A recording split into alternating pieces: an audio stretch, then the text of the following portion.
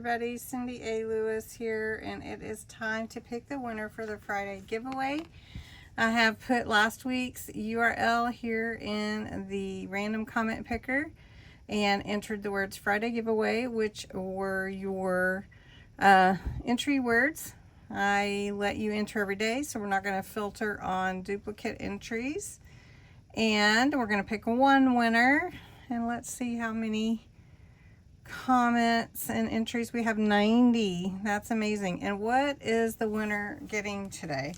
Well, for 4/17, April 17th, it is this fun stamp set. Isn't that cute? I think anybody would like putting those types of images in their journal if they like sewing. So let's pick a winner. And the winner is June Garner. Congratulations, June. How fun. You will love it. This is a fun stamp set. And you can enter for next week's Friday giveaway. Just pull back just a little bit. Sorry about that. And you enter the words Friday giveaway.